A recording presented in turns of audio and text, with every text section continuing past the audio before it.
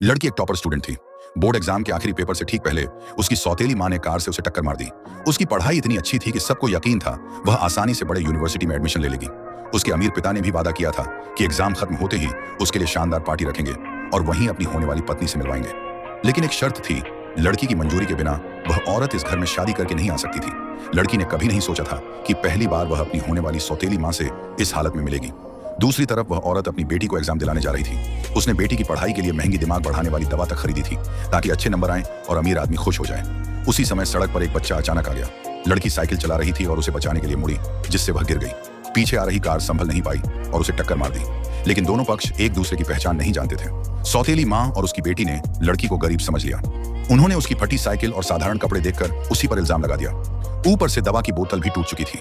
दोनों चिल्लाने लगी कि अगर एग्जाम खराब हुआ तो उसकी जिम्मेदार यही लड़की होगी। लड़की के पास पैसे नहीं थे, उसने जितना था सब निकाल दिया, लेकिन वह सिर्फ कुछ 100 रुपए थे।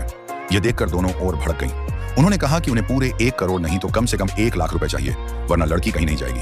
फिर घमंड से बोली कि उनकी कार लिमिटेड एडिशन फरारी है, दुनिया में सिर्फ एक ही है।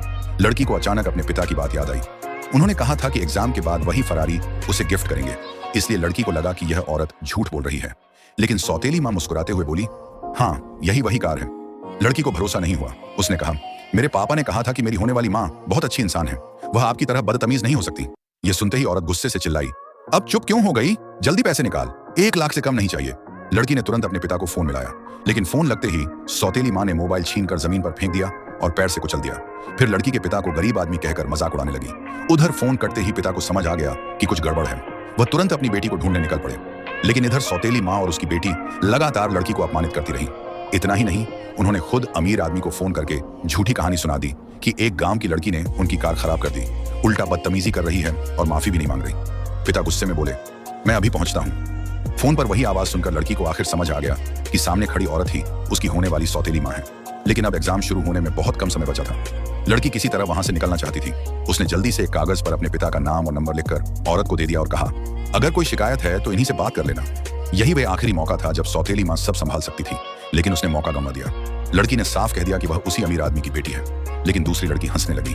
इतने बड़े आदमी की बेटी साइकिल से एग्जाम देने जाएगी?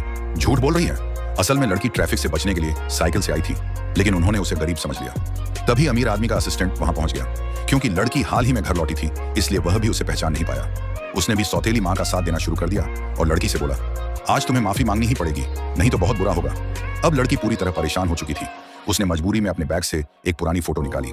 वह फोटो उसकी माँ के मरने से पहले की थी, जिसमें वह अपने माता पिता के साथ खड़ी थी।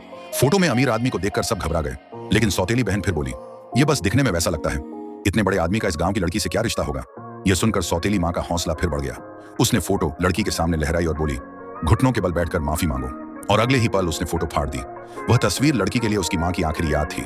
टूटे हुए फोटो के टुकड़े देखकर उसकी आंखें भर आईं।